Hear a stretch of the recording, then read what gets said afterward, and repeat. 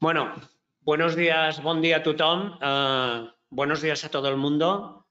Vamos a hacer antes que nada deciros, vamos a hacer este webinar en castellano porque tenemos compañeros de distintos puntos de España que han decidido, que han tenido la oportunidad de unirse a nosotros. Recordaros que lo que vamos a hacer hoy lo vamos a grabar en YouTube, por lo cual luego podréis tener acceso al contenido íntegro de la sesión y compartirlo también con todos los demás. Bien.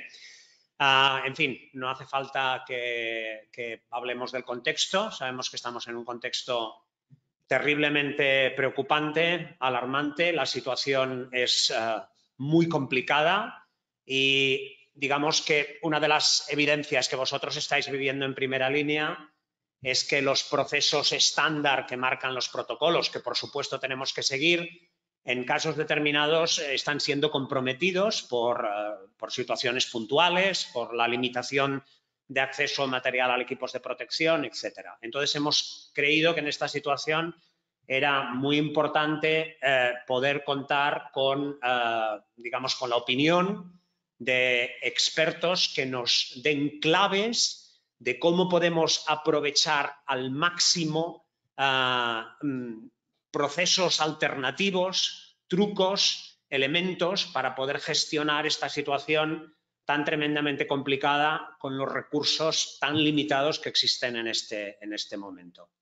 Y para ello hemos pedido la colaboración de la organización que, sin duda, a nivel global, es más capaz de gestionar este tipo de situaciones, que es Médicos Sin Fronteras. Médicos Sin Fronteras, como sabéis, es una organización global. Tienen una experiencia muy importante fuera de la realidad de los sistemas europeos o de los países más avanzados. Ellos han gestionado durante muchos años situaciones de cómo dar atención sanitaria en situaciones de catástrofe, en lugares con muy pocos recursos, y han desarrollado sus propios instrumentos y han tenido una experiencia que es fundamental y que se han prestado desde el momento más uno a compartir con nosotros. Por lo tanto, yo quiero antes que nada agradecerles esta disponibilidad y vamos a tener, digamos, este tiempo para hablar con dos personas claves del equipo que Médicos Sin Fronteras ha puesto en marcha para gestionar la pandemia de COVID-19 en España. Y para ello contamos con Luis Encinas y con Aldo Giuliotti. Luis es asesor médico de la respuesta del grupo de COVID-19 de Médicos Sin Fronteras. Y luego tenemos también a Aldo Giuliotti. Aldo es el referente en agua, saneamiento e higiene para la crisis de COVID-19 de Médicos Sin Fronteras. Insisto que ellos van a compartir su experiencia y van a compartir con nosotros intervenciones, determinadas, digamos, actuaciones que a ellos les han funcionado en contextos muy, muy complicados. Obviamente, nosotros nos tenemos que guiar por los protocolos que nos ayudarán a gestionar esta situación lo mejor posible. Pero en aquellas situaciones en las cuales los protocolos no pueden implementarse con la eficiencia que debería ser, tener, digamos, estos recursos adicionales es fundamental. Recordaros que podéis a lo largo de la sesión hacer preguntas en el chat, las recogeremos y luego las compartiremos con Luis y con Aldo. Advertiros también que debido a la sobrecarga de la red es posible, espero que no, que tengamos algún tipo de incidencia técnica, pero entre todos vamos a ver cómo la solventamos, ¿de acuerdo? Por lo tanto, ahora le voy a dar la palabra a Luis Encinas, al asesor médico del grupo de COVID-19 de Médicos Sin Fronteras. Y Luis, estamos a tu disposición. Gracias.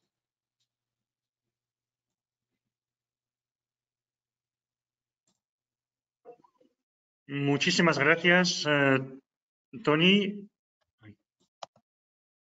Vale, espero que ahora funcione. Muchísimas gracias por esta introducción y primero, ante todo, quería, antes de empezar a hacer este webinar con vosotros, reconocer el increíble, bueno, el día a día que tenéis vosotros en las residencias frente a una situación para mí extraordinaria y todo el trabajo que estáis haciendo y con toda esta energía. Yo creo que es importante destacarlo y reconocer el labor importante que estáis haciendo y los momentos que son para muchos de nosotros muy difíciles. Vale, espero que la pantalla se pueda ver ahora y que... ¿Sí? ¿Se ve? Sí, Luis, perfectamente. Gracias. Vale, perdona. La primera cosa que me gustaría es un poco los objetivos de esta sesión, ¿no? Y creo que hay que ser un poco, bueno, focalizarse, describir un poco lo que se sabe hoy sobre el COVID-19 y la pandemia. Creo que es importante también explicar las definiciones de caso. Lo que hoy, cuando se habla de un caso sospechoso, de un caso confirmado, las intervenciones posibles en el control de las epidemias, tal cual las vemos nosotros también en diferentes lugares donde trabajamos, los puntos principales de la enfermedad, aunque no creo que sea esto el punto principal de este webinar, pero creo que es importante pasar un momento en esto y después también explicar las acciones de prevención y control de la infección respecto al COVID y sobre todo en residencias de mayores. Tendremos como unos media hora, 40 minutos entre los dos y sobre todo 20 minutos después para el espacio para preguntas de vuestra parte donde podríamos interactuar y daros también nuestro punto de vista. Repito, lo que estamos hablando aquí son situaciones extraordinarias donde hacemos a veces con recursos muy limitados en ciertos lugares del mapa de donde estamos trabajando y por supuesto no es totalmente lo que sugerimos, lo que recomendamos, pero cuando falta material o hay un nivel de limitantes en términos de recursos humanos, sí que puede ser algo con este tipo de descarga de responsabilidad. Yo creo que esto es importante, lo que ha comentado también Tony. Pues vamos ahí. Primeramente, la primera cosa, hoy, esta mañana, a las 10:30, ¿cómo está la situación pandémica en términos del mundo? Más de 140 países afectados y vemos que arriba a la izquierda, Europa es el epicentro hoy de la pandemia del COVID y cuidado porque Estados Unidos ahora ha tomado el liderazgo con más de 85.000 casos, superando a China, a Italia y después a España como cuarto país. Es importante porque en Europa España es el segundo país más afectado con casi 60.000 casos detectados, diagnosticados. Eso no quiere decir que hay 57.000 casos en España, pero que han sido diagnosticados. Y un total de 4.300 fallecidos y 7.000 curados. Lo que sí que es interesante es los dos puntos abajo. Primera vez que es la primera baja comparado a antes de ayer en términos de fallecido, pero esto es simplemente una gráfica que hay que tener mucha precaución. Y el segundo punto, que Cataluña es hoy la segunda comunidad autónoma más afectada del país, con 17.000 casos, casi 18.000 y 880 fallecidos. Vamos al punto que creo que es de entrada simplemente las dos principales vías, los dos principales modos de transmisión, y creo que esto es clave, es la vía aérea, pero también la vía... Luis, disculpa si te interrumpa. Si puedes poner la pantalla completa de tu ordenador, creo que la gente lo verá mucho mejor. ¿Vale? Gracias. Sí.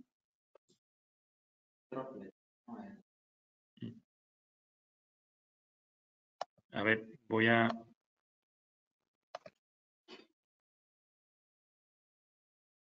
Perdone un momento ahí.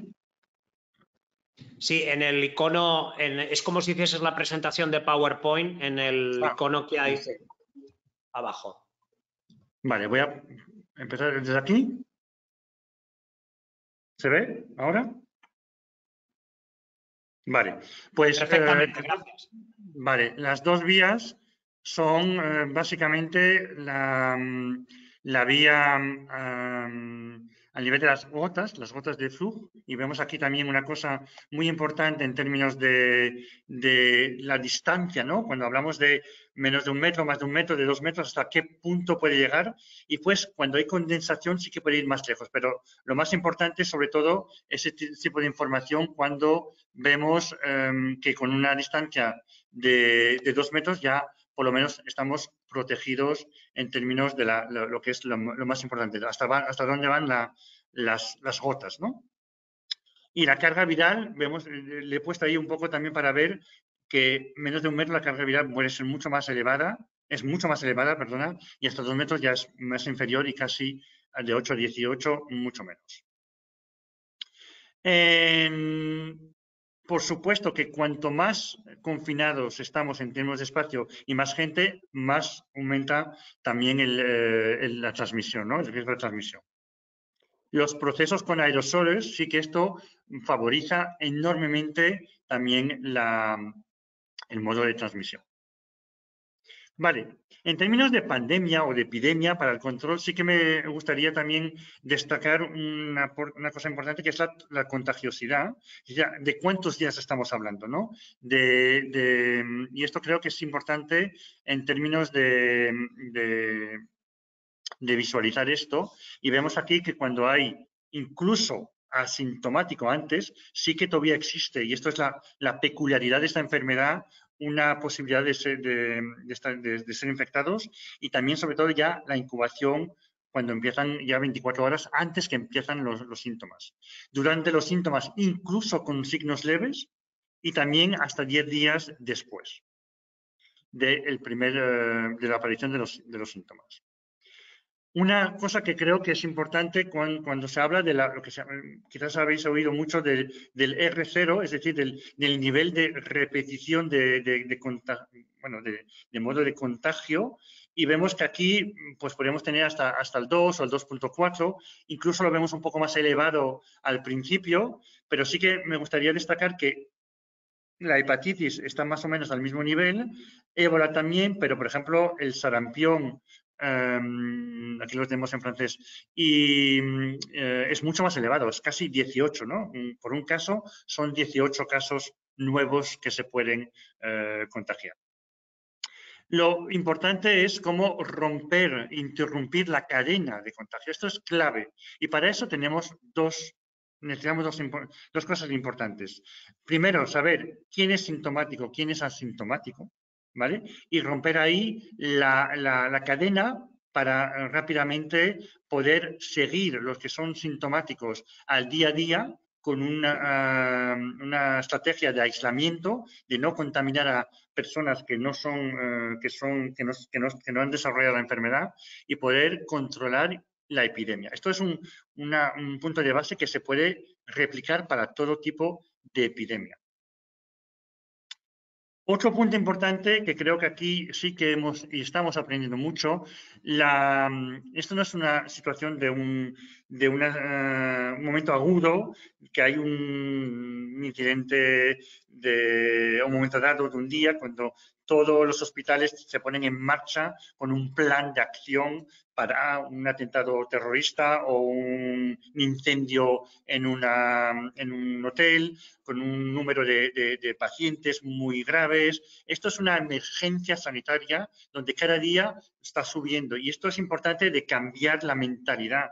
Y no simplemente es decir, vale, yo tengo un plan de contingencia, no, es simplemente decir, yo actúo, tengo acciones que poner encima de la mesa y realmente orientar con una jerarquía y un proceso entendido, comprendido por todos. Y esto sí que es importante porque es el padrón de lo que tenemos que hacer enfrente de una emergencia sanitaria. Aquí vemos también lo que podría ser un poco las intervenciones. Y las intervenciones van a depender mucho de dónde estamos y de qué momento estamos en términos de la epidemia. Repito, en España hoy no es simplemente una epidemia de COVID-19, son varias epidemias en términos de lo que está sucediendo hoy en Cataluña no es lo mismo que lo que está sucediendo hoy en Madrid, en Santander o en Andalucía. La evolución de la epidemia es diferente, como hemos hablado Madrid comparando a Italia hace 2 o 3 semanas. Es importante porque a ese nivel vamos actuando y desarrollando cosas. La primera cosa es cuando simplemente no hay ningún tipo de contagio y la comunidad estaba pues poco expuesta, ¿no? Pues ahí sí que ya tenemos que empezar a, cuando sabemos que tenemos un riesgo, bajar la exposición, ¿no? Es decir, vale, tenemos que informar, promoción de la salud, control y prevención de la infección, el despistaje en los CAP, ¿no? En los centros de atención primaria, una vigilancia pasiva. Ah, pues mira, he oído esto, vale, pues vamos a identificar la persona, a aislarla y poder detectar lo antes posible. Ya estamos en la fase 2, ¿no? Detectar y según el resultado, hacer después del triaje una búsqueda activa. Pues si esta persona tiene una clínica positiva, vamos a aislar, vamos a ver un poco qué las últimas 2 semanas, cuánta gente ha tenido un contacto bastante próximo y poder hacer una lista de personas. Esto ya es la detección, porque ya sabemos que existe. Hay el nivel asistencial cuando ya tenemos una parte de decir, vale, hemos detectado de modo precoz, hay que asegurar un transporte seguro hacia un lugar donde toda la parte asistencial puede ser desarrollada, un aislamiento inmediato y el tratamiento de soporte, ¿vale?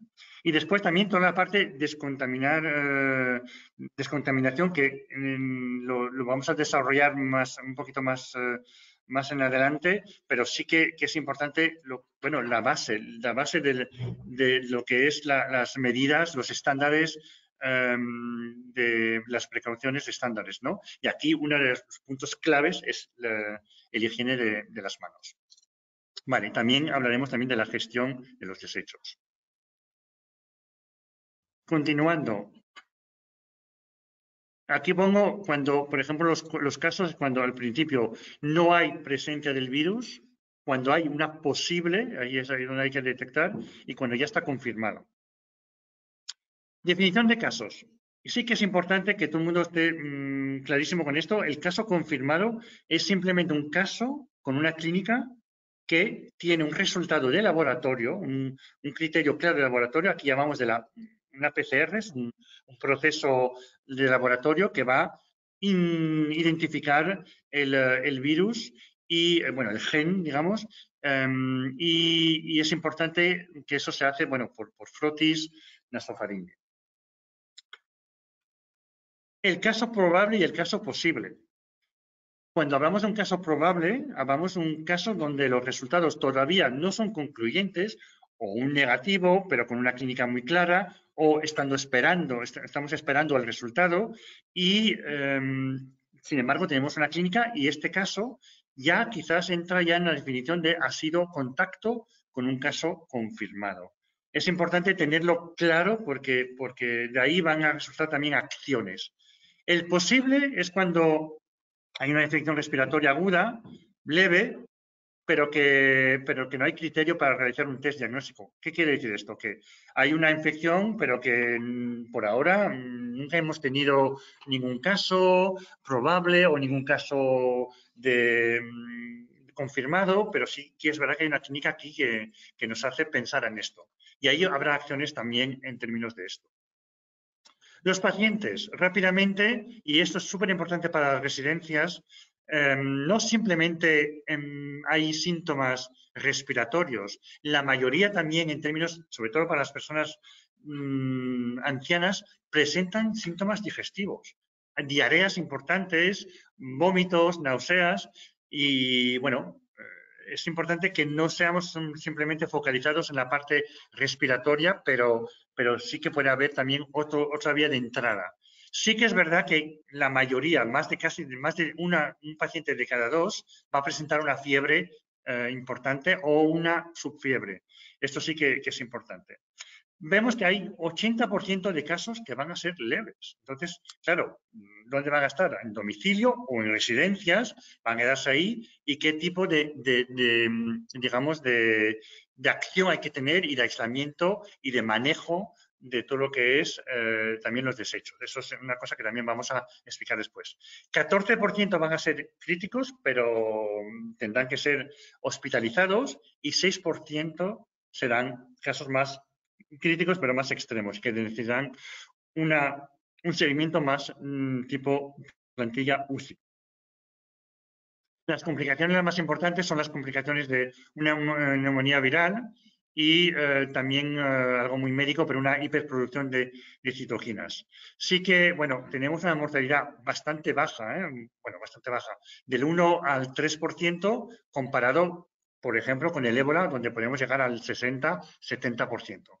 Pero, sin embargo, esto en términos de números vinculados con la edad, podemos llegar a 15, 19, 22% según la edad.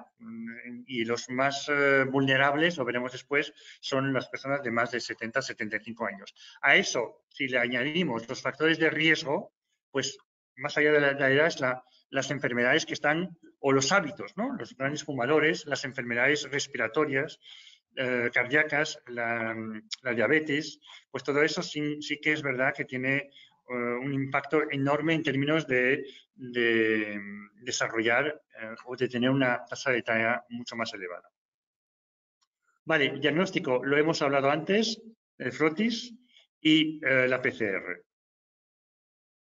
No hay por ahora ningún tipo de test rápido de diagnóstico validados o precualificados. Entonces sí que es importante también tener esto. Simplemente se tiene que hacer al nivel del laboratorio, donde se necesita entre 4 y 6 horas mínimo para hacer el test, sabiendo que el test se hace cuando hay también un cierto número de muestras, lo cual a veces puede tardar 2, 3, 4, hasta 5 días a veces para el resultado. El asistencial va a depender, claro, de la gravedad. Si es un caso leve o moderado, pues ahí es donde va a ver el punto de domicilio de residencia, pero hay que también pensar en un sistema de referencia. Y el caso crítico en hospital. Esto, repito, es algo teórico en términos de lo que se piensa. Después vamos a ver también la realidad nuestra, ¿no? El día a día que estamos viendo face a esta situación también de escasez de material, de recursos humanos y de recursos de espacio. Los ejes de tratamiento son tratamiento de soporte y sintomático, y también se tratan, por supuesto, las complicaciones y las otras enfermedades. En términos curativos, no hay ningún, digamos, medicamento científicamente aprobado, pero sé que hay experimentos que se están poniendo en marcha con todo un protocolo también de experimental. Pero, bueno, sabemos que hay también medicamentos desviados de otro uso, como la hidrocloroquina, que se usa para el paludismo, para la malaria, o el lopinavir, que también se usa para el VIH. Lo que es importante también es el soporte psicosocial, psicológico, pero también social. Y terminar por repitiendo otra vez la población a riesgo, más de 65 años, que es el 100% de vuestra población en residencias, y también a eso añadimos enfermedades como la inmunodepresión, las enfermedades crónicas cardíacas que hemos ya comentado antes, las enfermedades pulmonares, renales, hepáticas, sanguíneas o metabólicas. Y me gustaría también destacar el último punto, antes de pasar la palabra al micrófono a mi compañero. Las poblaciones vulnerables, sí que vemos que las personas ancianas son, pero los sin techo, los migrantes que no tienen acceso a sanidad, los encarcelados o también las víctimas de violencia que están en un confinamiento. Paso ahora el micrófono a mi compañero para ir más a lo que sería un poco el terreno ahora, ¿vale? Es decir, ahora, ¿qué se hace? ¿Qué se podría hacer como acciones o como, digamos, procesos cuando hay una realidad en residencias muy limitante, con un equipamiento de protección individualizado ausente o escaso? ¿Qué se puede hacer como alternativa y qué son los puntos importantísimos en términos de manejo de todo lo que es las pertenencias del paciente, y también todo lo que digamos vinculado con la limpieza y el circuito? Y paso ahora el micrófono a mi compañero. Vale, muchas gracias, Luis. Pues ahora vamos a pasar la palabra a Aldo Giuliotti. Cuando tú quieras, Aldo.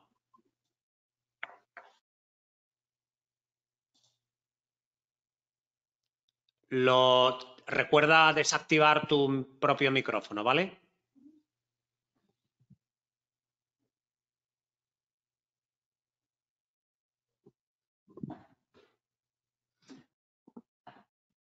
Aldo, tienes el micrófono desactivado, tienes que apretar el icono para activarlo, porque no te oímos.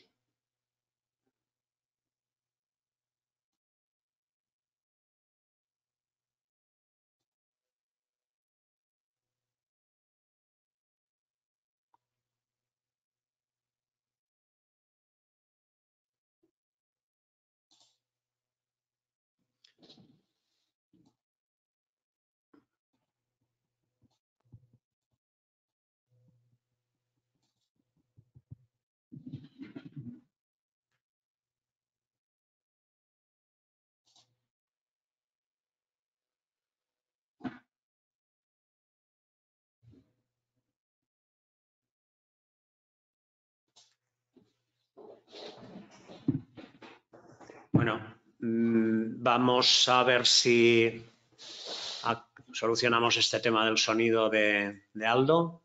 Si podéis esperar un momentito, por favor.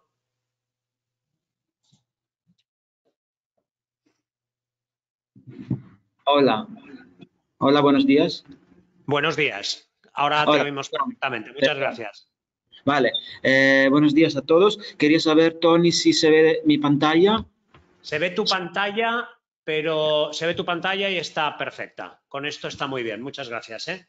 Vale, muy bien. Entonces, como ahora mi... Perdona, y si puedes activar tu cámara, también veremos tu cara. Vale.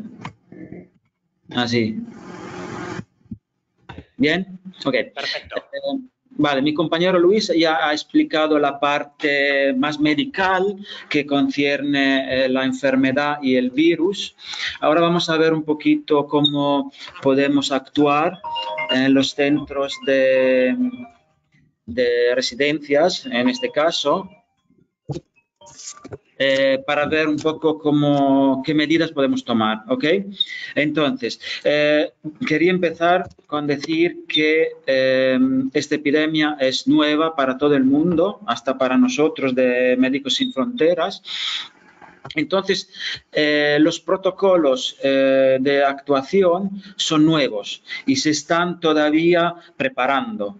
También la OMS y los otros organismos mundiales de la sanidad se está todo el mundo redactando los protocolos en estos días. Entonces, quería decir que los protocolos que tenemos hoy pueden cambiar en los próximos días. Entonces son vivos, son dinámicos, porque estamos todavía en una fase de que estamos descubriendo la enfermedad. Entonces, todo eso para decir que las medidas que vamos a tomar ahora, que estamos tomando, pueden también ser modificadas.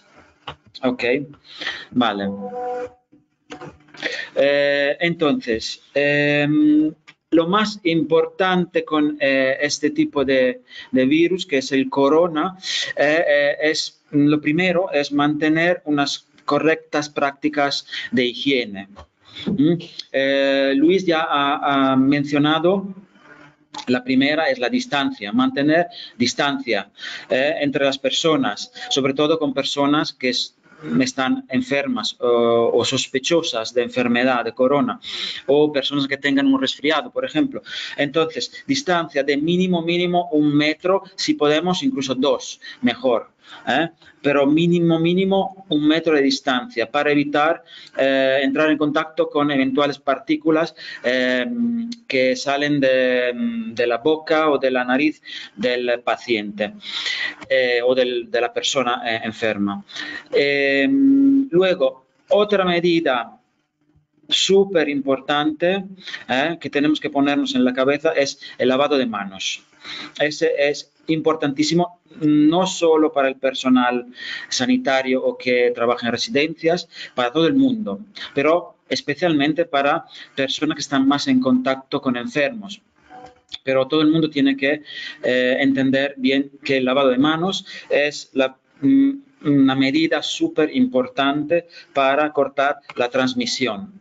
Entonces, ¿cuándo lavarse las manos? Pues cada vez que tocamos algo que puede estar contaminado, cada vez que estornudamos nosotros mismos, tenemos que lavarnos las manos o protegernos obviamente con un pañuelo o con el codo. Eso se habla también, se llama higiene respiratoria. Bueno, lavado de manos, obviamente, cuando estamos trabajando en una residencia, en un centro de salud, así, antes de ponernos guantes y después de quitarnos los guantes, ¿ok?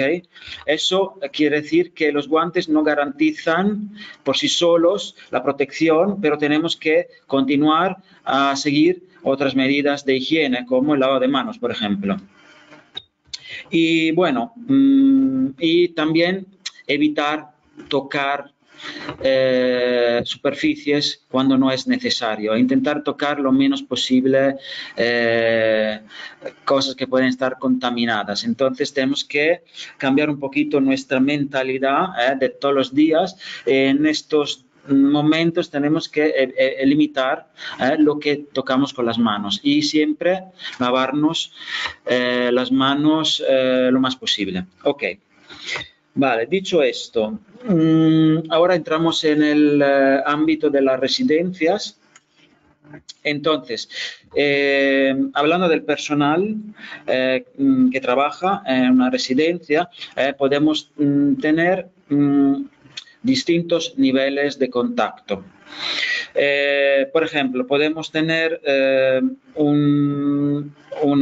primer nivel más leve, podemos decir, es cuando no hay contacto físico. Entonces, que por ejemplo entramos en una habitación de un paciente o de una persona enferma, pero mantenemos la distancia de 2 metros y no entramos en contacto con el paciente. Luego hay segundo nivel, que es contacto, digamos, normal contacto con el paciente para un normal cuidado. Y luego hay un tercer nivel que es el contacto con el paciente, pero cuando hay prácticas médicas invasivas o producción de aerosol, procedimientos con producción de aerosol. Ahí tenemos que tener unas medidas de protección un poquito superiores. Luego vamos a ver cuáles. Y también luego tenemos otro caso, que es el caso del personal de limpieza, que probablemente no va a entrar en contacto con el paciente, pero sí va a entrar en contacto con superficies contaminadas y con fluidos, probablemente del paciente, entonces contaminados. Entonces, aunque no tenga contacto con el paciente, sí que tiene que tener medidas de protección elevadas. Ok, entonces, vamos un poco a ver las varias medidas de protección, aunque primero quería, no creo que mi compañero lo haya mencionado, que una cosa que habría que hacer a priori es si tenemos algún paciente residente positivo o enfermo al coronavirus, tenemos que intentar aislarlo y separar los pacientes enfermos de los residentes que no están enfermos. Entonces, ¿cómo establecer una zona de aislamiento, una zona, digamos, entre comillas, sucia, contaminada, y diferenciarla del resto de zonas de la residencia que no están digamos, contaminadas, o donde no están pacientes enfermos confirmados o incluso sospechosos. ¿Okay? Tenemos que intentar separar y evitar el contacto entre pacientes que están enfermos o sospechosos y pacientes que no lo están. Eso es muy importante. Ok, entonces podemos ahora mirar un poquito las medidas de protección. La primera que he dicho ya, aparte de la distancia y el no contacto directo, es el lavado de manos. Ok, el lavado de manos para el personal trabajador, la primera opción es la solución hidroalcohólica, que es muy efectiva, pero esta solución no es eficaz en caso de que las manos estén visiblemente sucias. Entonces, en este caso hay que primero lavarlas con agua y jabón y luego podemos utilizar la solución hidroalcohólica. Luego, también, si no la tenemos o para personal o para personal que no es directamente en contacto con los enfermos o no sé, o para los pacientes o para los visitantes, si hay otro tipo de personal que no es directamente en contacto con los pacientes, bueno, agua y jabón está muy bien también, ¿ok? Entonces no es siempre necesario utilizar la solución hidroalcohólica, sobre todo si hay escasez, mejor guardarla para el personal que entra en contacto con los pacientes, y para el resto del personal, agua y jabón está muy bien. Entonces, como hemos dicho que hay que aumentar la frecuencia de lavado de manos en general para todo el mundo, también estaría bien aumentar el número de puntos de lavado de manos, porque no podemos recomendar lavarse las manos y luego no sabemos dónde hacerlo. Entonces, si podemos incrementar el número de puntos de lavados de mano, esto sería también una buena cosa, en una buena medida. Ok. Seguimos. Vale. Artículos de protección, equipamiento de protección individual. Ok, los guantes. Entonces, tenemos el personal, digamos, no médico o no médico, no solo médico, que entra en contacto con los pacientes, tiene que utilizar guantes reutilizables, no reutilizables, perdón, desechables, de un solo uso, y cada vez que los guantes, que se ha terminado el contacto o la visita con el paciente, antes se quitan los guantes antes de salir de la habitación. Entonces, muy importante, como he dicho antes, es el lavado de manos antes de ponerse los guantes y el lavado de manos después de quitarse los guantes, siempre. Es muy importante. El personal de limpieza no va a utilizar guantes desechables, sino guantes reutilizables, los guantes de limpieza comunes que utilizamos normalmente para la limpieza en las casas también, de goma, sí. Estos guantes no son desechables, entonces cuando pasamos, si estamos limpiando y pasamos de una habitación a otra, por ejemplo, tenemos que desinfectarlos con una solución de cloro al 0,1%. Después veremos cómo prepararla, pero hay que desinfectarlos cuando cambiamos de ambiente, de habitación, por ejemplo. Luego, luego explicaré que todo el material que es desechable, cuando se sale de la habitación, se quita y se tira a la basura. Luego explicaremos cómo se gestiona la basura. Y el material, si tenemos material de protección reutilizable, este se quita cuando se sale de la habitación, se pone en un cubo con bolsa para ser transportado sucesivamente al servicio de lavandería. Y luego explicaremos cómo se lava este material y cualquier otro material que tenemos que lavar. ¿Ok? Sigo. Mascarillas. Vale, la mascarilla es probablemente es el artículo que más problemas puede dar en cuanto a disponibilidad en estos días. Entonces hay que intentar utilizarlo correctamente y cuando es necesario. Entonces, según el nivel de contacto que tenemos con el paciente, tenemos que utilizar un cierto tipo de mascarilla u otra. Entonces, digamos que cuando entramos en la habitación de un paciente sospechoso confirmado, tenemos que poner la mascarilla, pero cuando estamos fuera de este ambiente no es necesario utilizarla. Y también cuando estamos a 2 metros de un paciente, también si no tenemos, podemos evitar utilizarla si tenemos escasez. Pero lo que deberíamos de hacer es cada vez que entramos en una habitación de un paciente es utilizar mascarilla.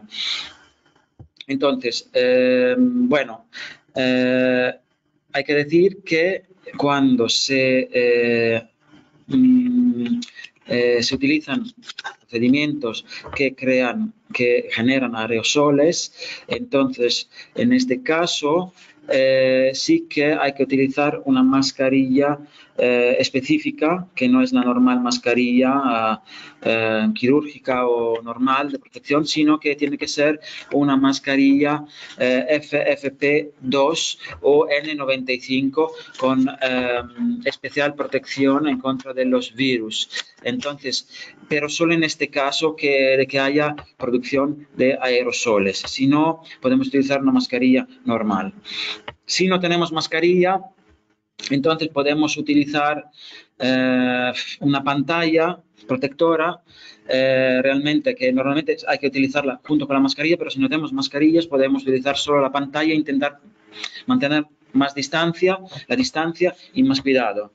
La reutilización de mascarillas no es recomendada, pero si no hay otra, pues se puede llegar a no quitar la mascarilla cuando se pasa de un paciente a otro, intentando siempre no tocarla nosotros mismos porque puede estar contaminada y podemos contaminar las manos. Entonces, si no tenemos otra posibilidad, se puede intentar mantenerla. Cuando se termina la ronda, se elimina. Pero lo mejor sería, lo ideal es cambiar mascarilla con cada paciente. ¿Ok? Vale. Seguimos. Una cosa importante, no se recomienda para nada utilizar mascarillas fabricadas en casa con trapos o con telas así que no van a proteger del virus e incluso van a ser más peligrosas porque no son adaptadas para este tipo de protección y van incluso a dar una falsa idea de protección, de falsa seguridad.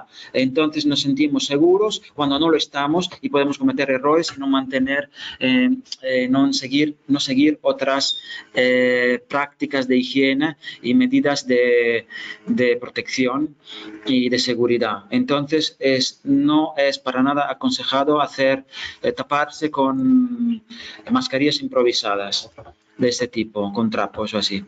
Vale, en cuanto a la protección de los ojos, pues tenemos que tener, protector facial o, gafas protectoras cerradas, específicas si las tenemos, y si no, pues gafas cerradas de cualquier otro uso que podemos encontrar, de buceo, de jardinería, o, podemos intentar utilizar otro tipo de gafas si no tenemos las específicas. Sí, como vemos, protector facial también, hay de uso medical, pero hay también pues de uso pues que podemos encontrar en ferreterías o cosas así. Si no tenemos otra, podemos utilizarlo también, y si es reutilizable, desinfectarlo, obviamente. Para el cuerpo tenemos que utilizar batas impermeables si tenemos, obviamente, y luego si no tenemos, pues tenemos que utilizar otras desechables, que si no son impermeables, igualmente desechables, y si no, también otras, en caso extremo, pues chubasqueros de lluvia que podemos luego pues lavar y reutilizar después de desinfectarlos.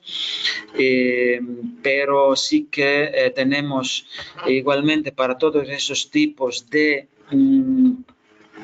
artículos de protección, tenemos ya tablas que luego podemos compartir, tablas que indican la solución ideal y también soluciones alternativas. Entonces, podéis encontrar esta información en la red, o nosotros pasaremos este material también, y entonces no os preocupéis que podéis encontrar esta información.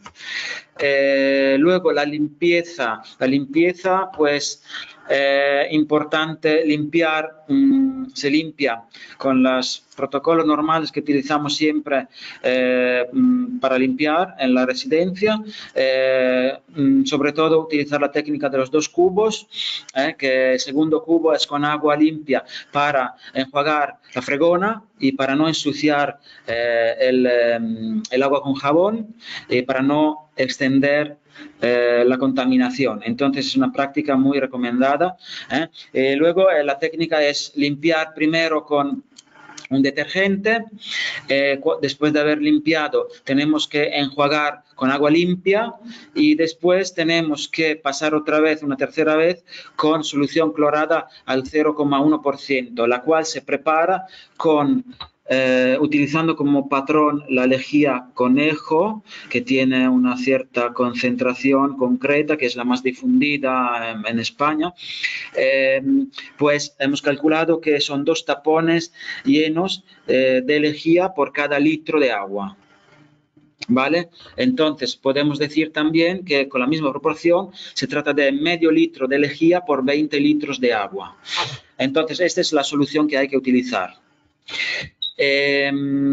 Vale, luego el material también reutilizable, el material reutilizable, tanto como también las sábanas y la ropa, se pueden lavar en máquina de lavar con temperatura entre 60 y 90 grados, y lo que no puede ir a máquina se lava a mano con agua y jabón, se enjuaga con agua y se deja en solución clorada 0,1% durante 5 minutos, y si no hay tiempo, mínimo 1 minuto, y luego se aclara. Nada, ¿qué más decir? Normal protocolo de limpieza, es intentar seguirlo, aumentar la frecuencia de limpiezas, muy importante en estos casos, sobre todo en las áreas donde hay pacientes sospechosos o confirmados. Y sobre todo hacer hincapié en las zonas que se tocan más frecuentemente, como las manetas de las puertas, pulsadores de ascensores, interruptores, barandillas, etcétera. Sobre todo insistir más veces en limpiar y desinfectar estas partes. Bueno, luego se recomienda que tengamos en cada estructura una persona que sea responsable del control de infecciones, tanto para formar al personal cuanto para supervisarlo. Y bueno, y luego la basura, no hemos hablado de la basura, pero la basura hay que eliminarla en la habitación, sobre todo el material de protección que está contaminado, en cubos de basura con pedal, con bolsas de basura, las cuales se cierran y luego se ponen en otros cubos con otras bolsas para ser transportadas a la zona de gestión, que es bueno, el normal sistema de gestión de basura de la residencia, de la estructura. Entonces, no hay ningún tratamiento especial, simplemente cerrar bien la bolsa de basura y gestionarlo como normal. Y ya está, yo creo que hemos terminado. Entonces, ¿sí?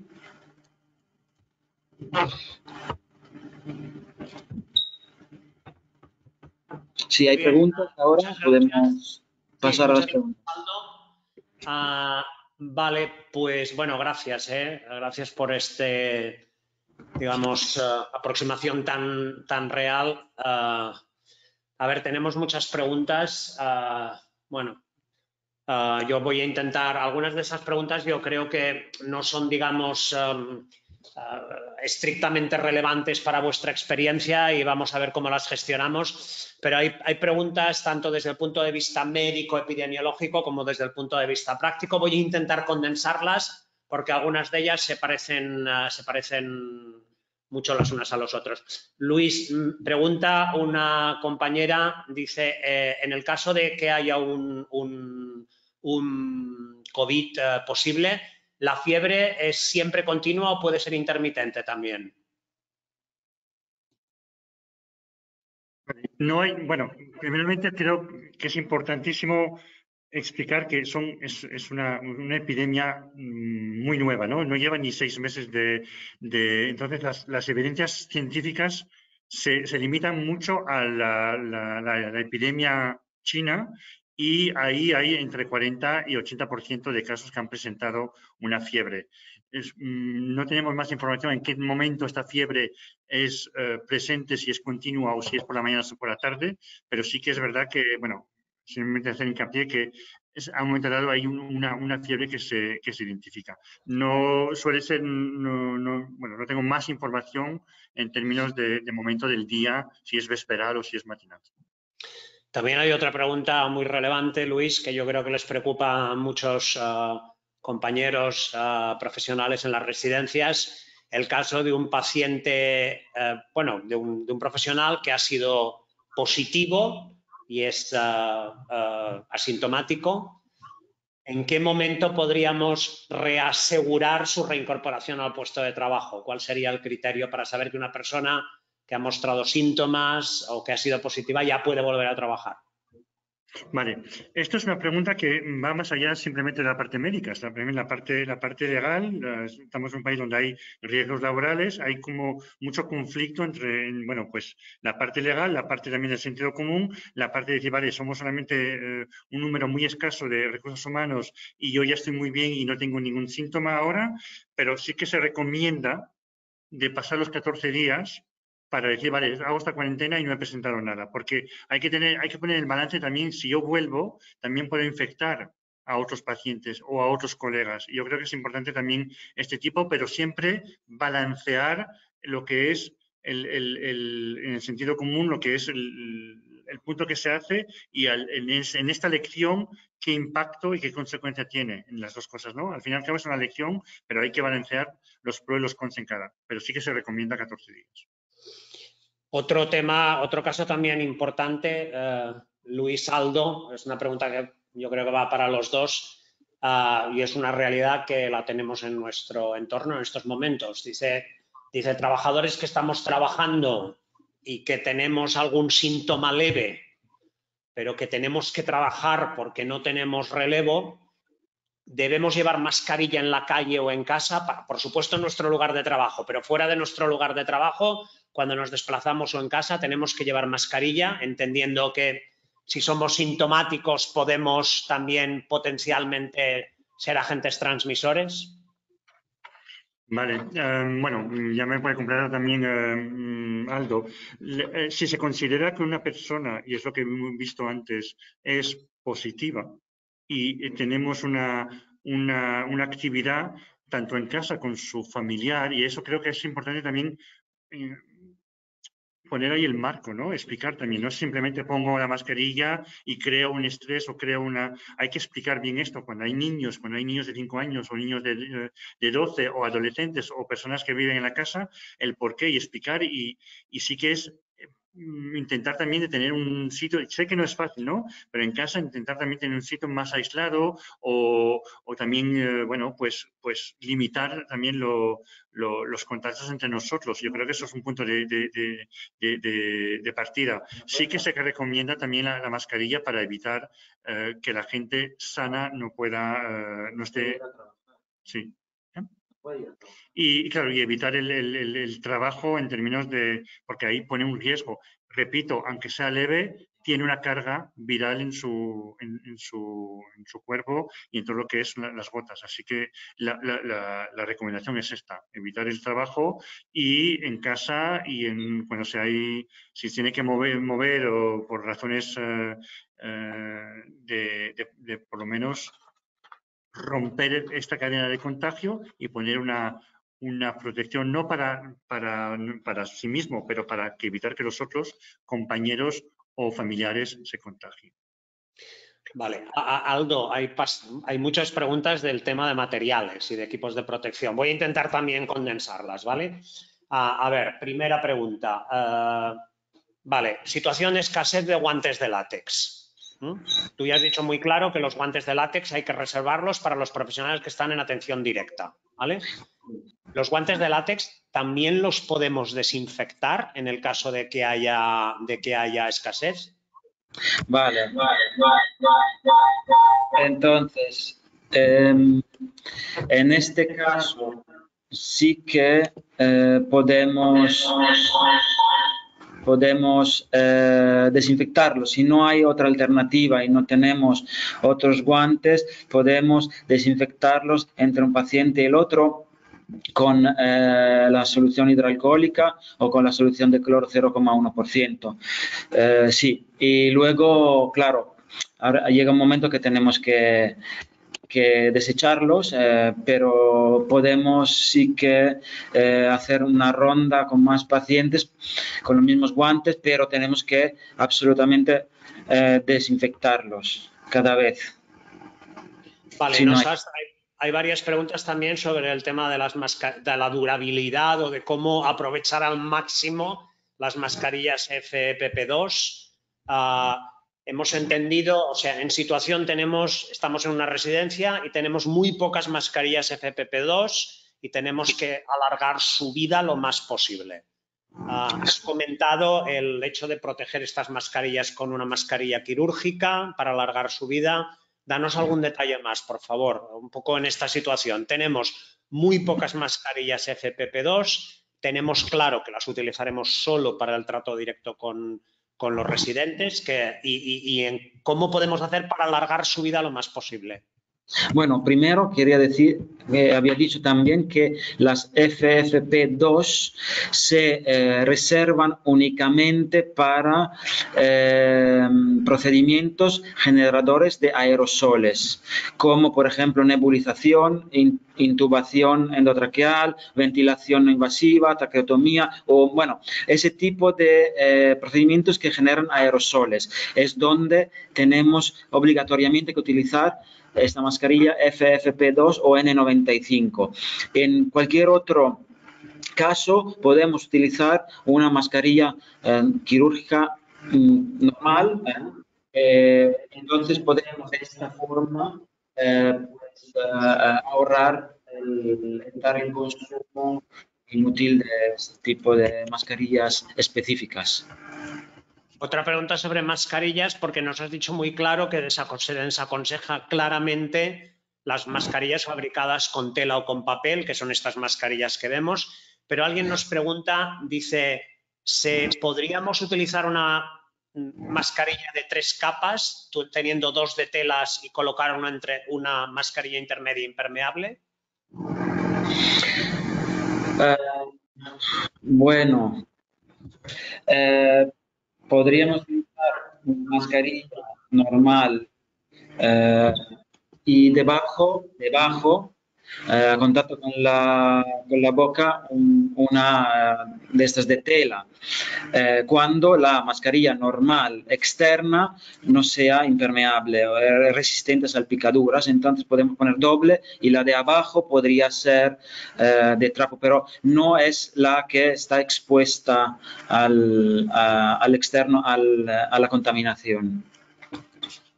También nos has comentado, simplemente un poco también para comprobar si lo hemos entendido bien, que en situación de, digamos, de falta de material, podríamos considerar como material, digamos, alternativo, gafas tipo soldadura o gafas tipo buzo, también más pantallas de protección del tipo de ferretería, ¿no? ¿Eso es correcto?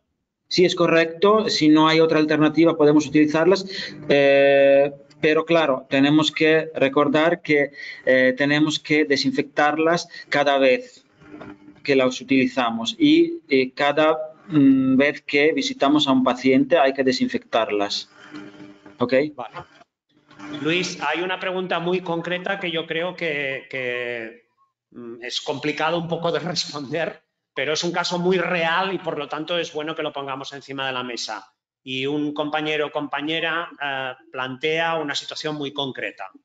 A ver si la visualizamos bien. Dice, imaginaros, por ejemplo, una residencia donde hay 16 personas dentro de una misma unidad de convivencia, ¿vale? En la cual detectamos un caso de COVID-19. En ese caso, ¿es mejor separar ese caso a una zona sucia o bien separar a los pacientes sanos que estarían clasificados de riesgo, como por ejemplo los pacientes que tienen cardiopatía, inmunosuprimidos, diabetes, etcétera? Vale, ¿me oís? Sí. Sí. La primera cosa, cuando se habla de detectar, es decir, ¿hay una sospecha o ya está confirmado? Esto primeramente, es un punto de entrada. Pero pongamos en la situación de entrada que, bueno, que es simplemente, me lo imagino, en una residencia donde tenemos, pues mira, esto me parece que es sospechoso, ¿qué hago? ¿No? Básicamente me focalizo en esta persona o protejo los otros residentes que tienen una morbilidad, unas patologías como hemos dicho antes, de patologías que ponen más a riesgo. El hecho de aislar la persona ya simplemente proteges también los otros, ¿vale? Y creo que también hay que tener mucho sentido común porque cada situación y cada ejemplo tiene que estar adaptado a la realidad de la residencia. Esto es fundamental. Si en el pasillo el paciente que tiene una sospecha de COVID está en el medio del pasillo, pues habrá que cambiar excepcionalmente esta persona al final, donde hay menos acceso y donde todo lo que es limpio es antes. Simplemente tener algo que está adaptado a reducir, a prevenir lo más posible todo riesgo de contagio. Entonces, cada plan, cada realidad es diferente, pero sí. Y, por ejemplo, evitar ya que haya pues, intercambios en lugares de televisión, de comedores.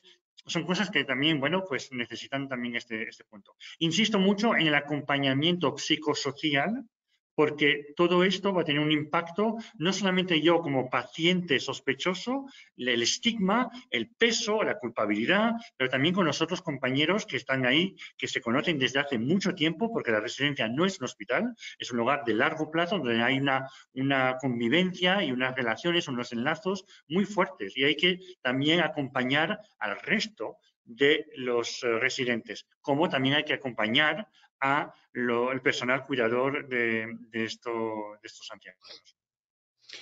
Vale, otra pregunta también de índole médica, Luis, porque tenemos un par de personas que nos preguntan sobre el peligro de los tratamientos con nebulizaciones a pacientes con estas características y tendríamos que pasar a aerosoles. ¿Qué hacemos? ¿Los recomendáis? ¿No los recomendamos? ¿Los paramos? ¿Qué hacemos?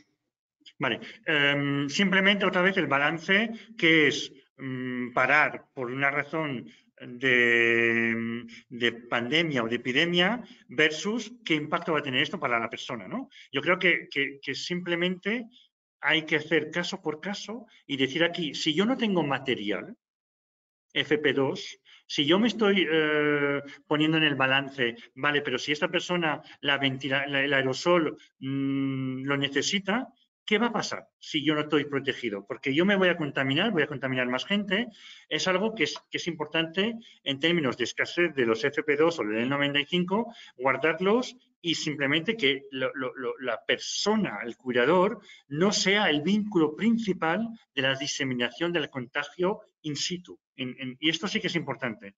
Cuando estamos haciendo, y lo comentaba antes Aldo, acciones que necesitan o que van a desarrollar aerosol, pues ponemos ahí un riesgo de que las mascarillas quirúrgicas simples no nos van a proteger, porque lo suficiente para estar completamente seguros al 100%. Y esto es un balance también que quiero poner ahí en la mesa, ¿no? Lo que es un hábito o, digamos, una mentalidad de salud pública y una mentalidad de salud individual. Y eso es un dilema también, pero creo que es importante tenerlo en cuenta.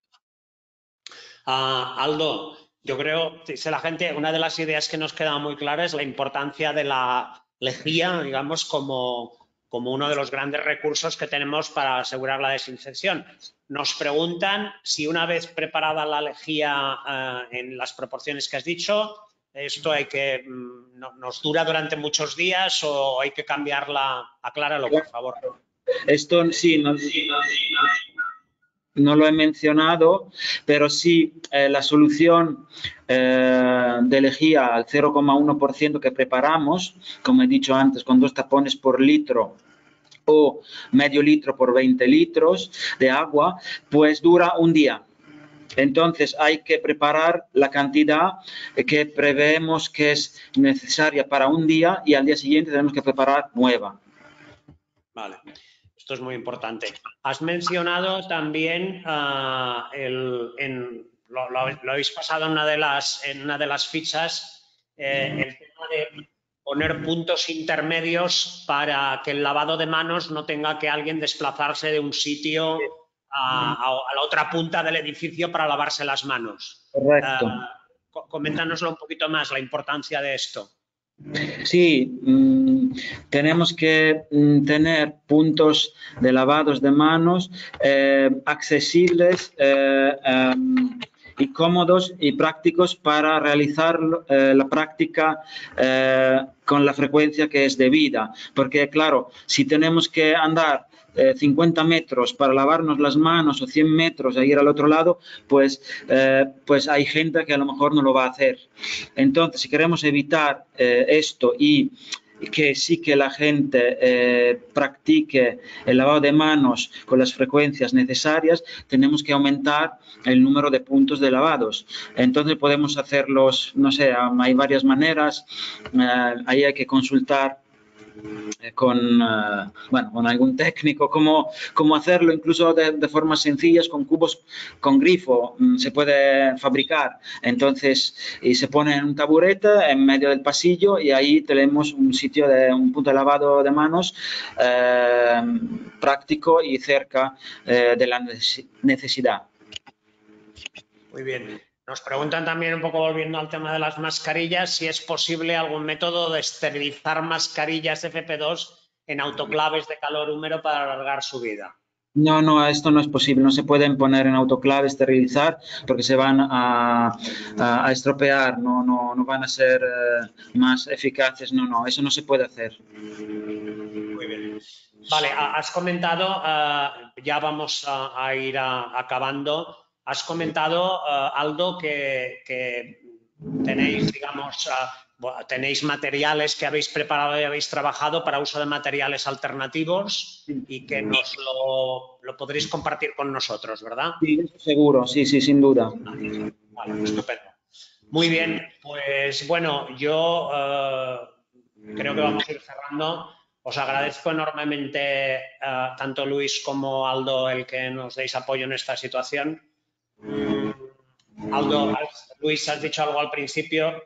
Yo creo que todos lo sabemos. Lo que están haciendo los profesionales en esta situación es, en fin, auténticamente heroico. A veces desde el sector nos sentimos, cuando se habla de los profesionales sanitarios, del apoyo de la sociedad, a los médicos, a las enfermeras, a los auxiliares, tenemos un poco esta especie de tristeza de que, bueno, la gente o mucha gente no se da cuenta de la situación tremenda que están viviendo los profesionales que trabajan en las residencias, con todo su compromiso, con todo su apoyo, con toda su profesionalidad, y el hecho de que desde Médicos Sin Fronteras, que estáis luchando en la frontera, nunca mejor dicho, porque vosotros no ponéis fronteras, lo reconozcáis, pues yo creo que os lo agradecemos todos, porque, en fin, lo que no tenemos ninguna duda es de que esto evidentemente va a ser muy, muy duro, pero este concepto que habéis dicho de que tenemos que estar